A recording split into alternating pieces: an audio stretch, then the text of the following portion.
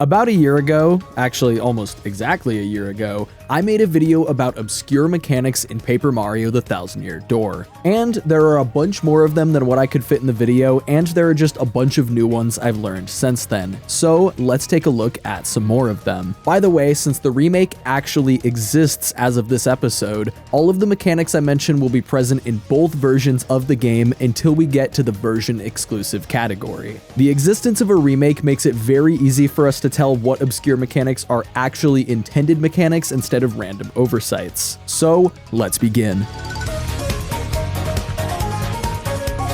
Right away, let's start out with one that's so silly I didn't discover it until I played through the game with audio and chat only. That's right, I couldn't see the game in this footage, so that's why I get more than a little confused. Where the f am I? What? In the first Super Koopa Bros level, which is the Bowser intermission after Chapter 2, there are a couple hidden blocks that aren't mentioned on any Mario wikis that I could find, and they are right here and right here. These are obviously here so that Bowser's able to gain enough height to jump over these pipes while he's at his smallest size, but the reason these are so obscure is because of how dumb you would have to be Shrunken Bowser this early in the level. The only source of damage before these two blocks is a single Goomba, and he literally runs away from Bowser. Of course, I managed to run into him while I couldn't see the game, so that's how I even discovered that these were here. And speaking of hidden blocks, even though most of them aren't that obscure, I think it would be useful to show where all of them are in the game. I'll keep it quick since this is wikiable information. There are 15 hidden blocks shared between both versions of the game, and the remake adds 7 more.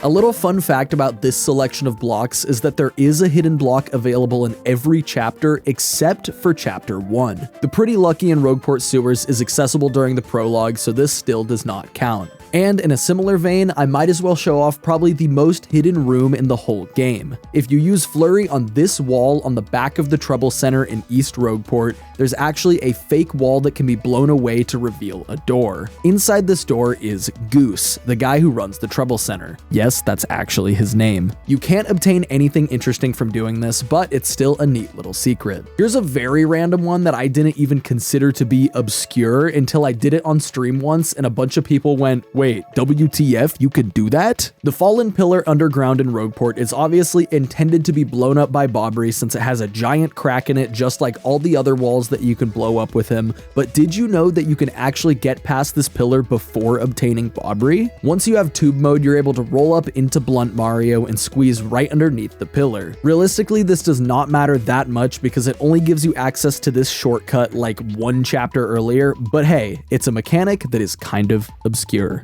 Finally, I wanted to show off some really useful movement tricks that I didn't even know about until recently. You can use the spring jump to skip or speed up some platforming segments, specifically in the X-Naut Fortress factory-looking room. These platforms that move back and forth far above the floor are low enough that Mario is able to spring jump up to them and land on them from way below. This allows you to completely ignore the background platforming by just hopping up from the reset pipe access. I actually found out about this for the first time during my blindfolded playthrough, and you have no idea how happy I was to not have to do the background section a second time. Now, if only I had known that I didn't even have to do it once. This is even easier in the remake, by the way, since the platforms actually have shadows, letting you see where they are even though they're off screen. Either way though, you could kind of just spam spring jump till you get up there. There's not really much consequences for hitting it. And now let's end off this segment with some of the lamest and most convoluted rare dialogue that I could find. When you first reach Creepy Steeple in the game's story, the front gate is locked with this little chain and you can't open it from the front. Examining it will have your partner say some variation of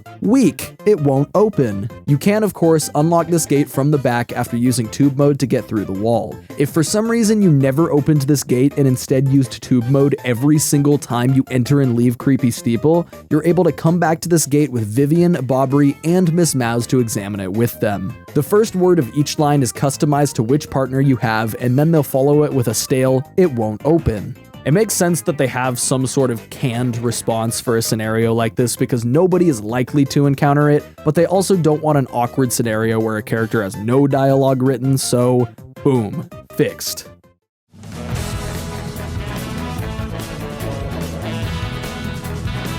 Now for some more obscure mechanics that you can find in this game's battle system. Let's start with a behavior that Beldam has during the first Shadows fight in Chapter 2 that you can exploit to make the fight even easier, which is honestly really not necessary, but it is cool. Each of the sisters has a state called Angry Mode that is triggered at certain amounts of health. For Vivian and Marilyn, they enter Angry Mode if they have less than 50% of their health when their turn begins. For Beldam, this number is 66% to give her a leg up since her health is an odd number and would have it rounded down even further. Beldam's Angry Mode will automatically set the other two sisters in Angry Mode as well, regardless of how much health those two have. Once they're in Angry Mode, they unlock the use of their spread magic attacks. Angry Mode, however, is actually a concept made up by Beldam in order to win more fights.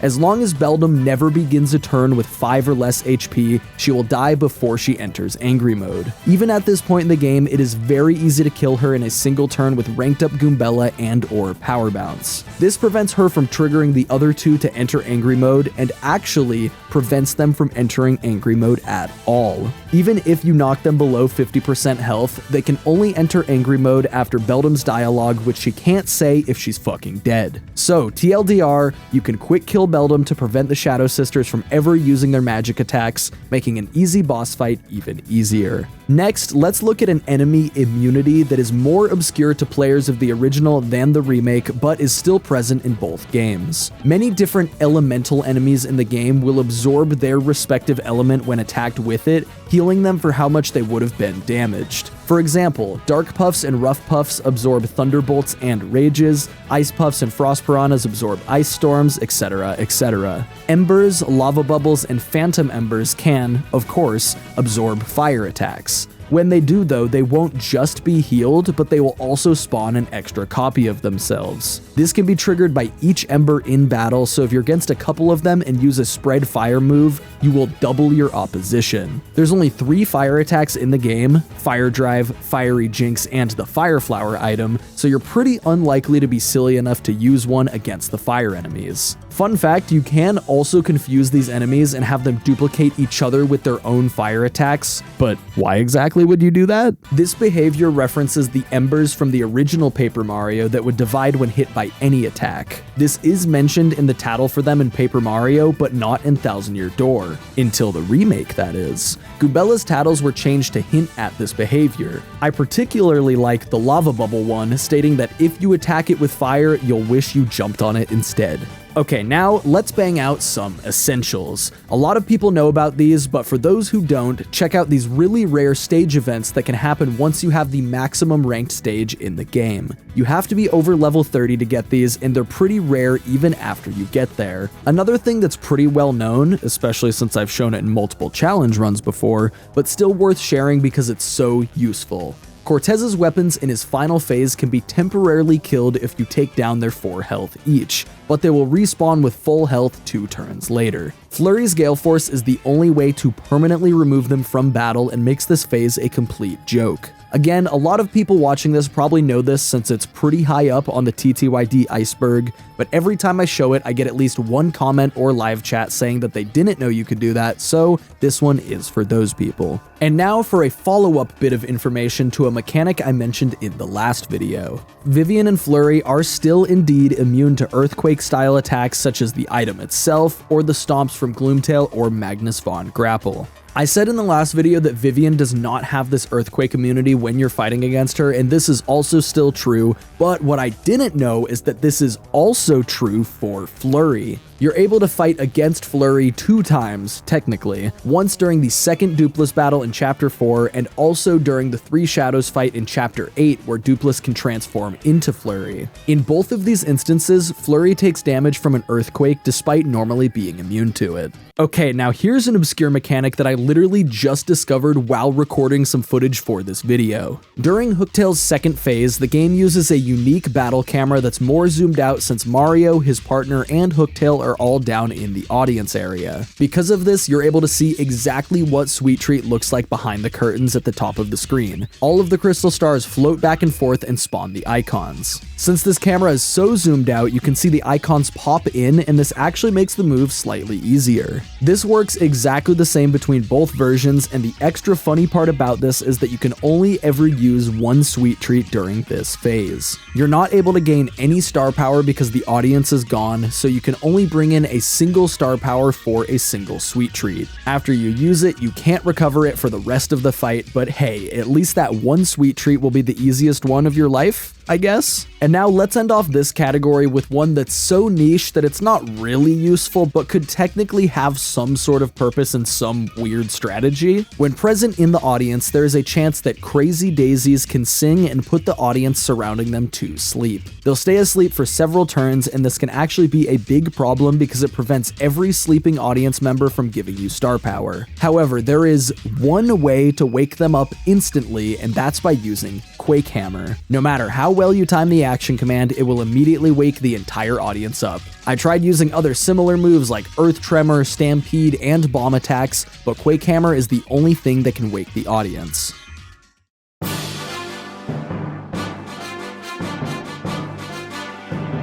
Alright, now let's go on to different quirks related to items and badges. Some of these do still take place in battles, but I like having my silly little categories, so just don't worry about it. One of my favorite little quirks in the game involves the point swap item. This thing is surprisingly overpowered and can be used to set Mario or his partners into peril by swapping 1 FP over to 1 HP, allowing you to take advantage of Mega Rush very conveniently. But what happens if you use a point swap when you have 0 FP? Well, it does in fact set whichever character you use it on to 0 HP, and if this is Mario, that means you get a game over. A life shroom can revive you from this effect, but it is my personal recommendation that you just don't do that in the first place. On the topic of life shrooms, how about a secret mechanic they have that's actually pretty useful? If you have 1 life shroom in your inventory, but both of your characters are downed by the same enemy action, they will both collapse and be revived, consuming just 1 life shroom. And, in fact, this will still happen even if you have multiple life shrooms. It will still only consume 1. If I were to guess, I'd say this was implemented to prevent scenarios where your partner dies right before Mario consumes the life shroom and then you get a game over anyway. It was left unchanged in the remake, so it's definitely intentional. Next, let's head over to Zest's place and talk about a couple fun mechanics that she has. Completing her trouble that's available after Chapter 4 will let you give her the cookbook,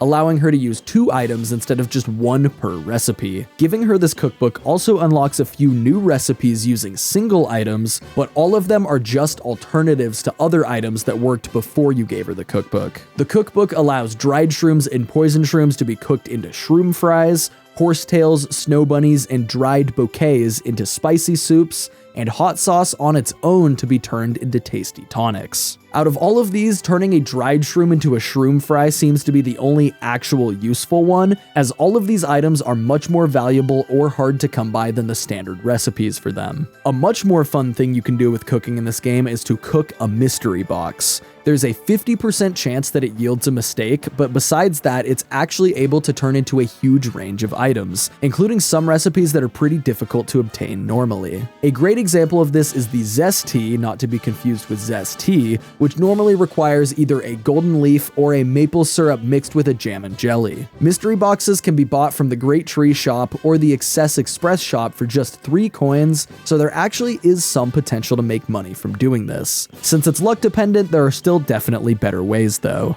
And now, finally, let's talk about a really cool hidden effect that the Spike Shield badge has. On the surface, it seems like this badge only affects Mario's jump moves, allowing him to stomp on all types of spikes that would otherwise cancel his jump and deal 1 damage back to him. Did you know though that this badge can benefit hammer attacks in very specific situations? The most common one that anyone would encounter would be against the bristle or dark bristle, which normally poke you away when you try to hammer it. Having Spike Shield equipped stops this poke from happening, allowing you to hammer both variants. There's also a couple other enemies in the game that this works on, and they're probably not ones that you would expect. Cortez's sword, Cortez's saber, and Cortez's rapier. I'm not sure why anyone would ever attempt to hammer these to begin with, but if you do, they will just poke you before you get the chance. Spike Shield stops this from happening just like it does with the bristle. This effect references how Spike Shield works in Paper Mario 64, by the way, which has the same interaction with spear guys when they hold their spears forward. As far as I know, this is the only enemy in the game that works like this, but I'm not a Paper Mario 64 expert, so I could just be forgetting something.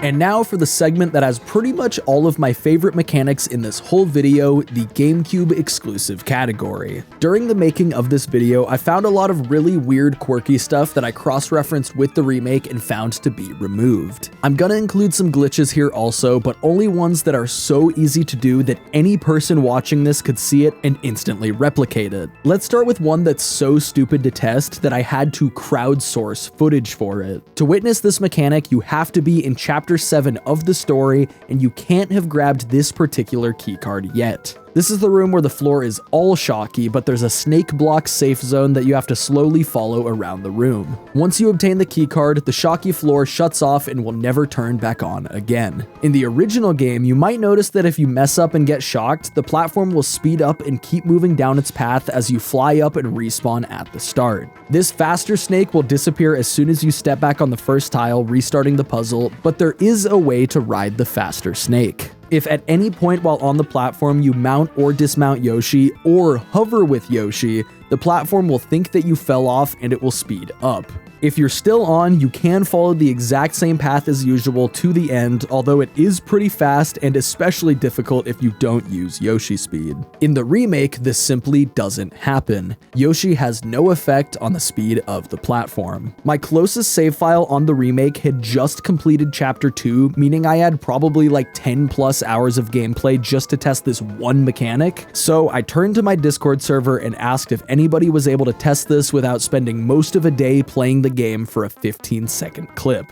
Shoutouts to both Moonlit Chris and Flair in my Discord server for testing this and sharing footage of it. They happen to have save files close to Chapter 7, which saves a ton of time since there's no cheats for the remake to warp to different story sequences. Let's keep the Yoshi train going with a really small but still interesting one. There are several of these springboard things throughout the game that function as elevators, and there are two types of them, scripted ones and unscripted ones. And if you drop onto an unscripted one while riding Yoshi, your vertical movement will become locked. You stay on Yoshi, but you're only able to move left and right, not up or down. I'm not exactly sure what this accomplishes. It's possible it was implemented as some sort of soft lock prevention, but it seems more likely to me that it's just a quirk of how Yoshi's movement is programmed in the original. Here's a couple movement things that are definitely considered glitches, but like I said before, are super easy to perform. First, let's head to the room with the parrot and creepy steeple. When you first enter this room in the story, you have to enter through this little tube mode hole so you can get the letter P and the key that lets you unlock the door to the room. This tube mode hole seems like a one-way loading zone, but if you jump on the closest chest to it, mount Yoshi, and then hover into the wall by the hole, boom. You'll drop to the ground, but take the loading zone back through. You can do something very similar in the room where you obtain the Ultra Boots in Riverside Station. Jumping onto this chest isn't possible since it's big AF, but if you use Spring Jump to grab the pipe on the ceiling, you can move above the chest and drop down onto it. From there, using Yoshi in a similar way to the other room lets you hit the wall by the loading zone, drop to the floor, and then take the loading zone back into the previous area. Neither of these things are particularly useful unless you happen happen to be playing the loading zone randomizer mod, but they're cool looking and stupidly easy to do, so enjoy. These obviously don't work in the remake, but funnily enough, it seems like they may have accounted for this glitch when designing the rooms, since the unreachable loading zones are slightly more unreachable in the remake. And finally, let's end this video off with the rare Flurry arc. I have two things to show with Flurry, one that's a mechanic and one that's a glitch. Let's get the glitch out of the way so that we can end on a real and true obscure mechanic. This is doable at any point that Flurry is in your party. All you have to do is press X to use her ability, and then a few frames later press A to jump. If timed correctly, Flurry will snap to Mario's position to use her blowing move, but then it will be interrupted by the jump. The result of this? Mario's direction is locked wherever you were facing when you press these buttons, meaning that Mario has unlocked the ability to moonwalk. And now, finally, for one of the most mysterious, most obscure, and most useless hidden secrets in all of the GameCube version of Paper Mario: The Thousand-Year Door. These bushes in this area of Petal Meadows right after Petalburg can be blown away by Flurry. There's no items you get, there isn't any dialogue, the game does not acknowledge that you have found a secret in any fashion. This is the only room in the game where you can blow away bushes like this, which is extra funny because there is no reason to backtrack here after you obtain Flurry unless you miss the fucking in coupon or something stupid. My favorite part about this is that two of the bushes on the far right of the room can't be blown away. For some reason, these two work like every other bush in the game, but the rest of them have a property that lets them be blown away. It's possible that this is some sort of beta feature or puzzle design that was removed, or maybe the developers were just bored. Regardless of why it was a thing in the first place, it was removed from the remake.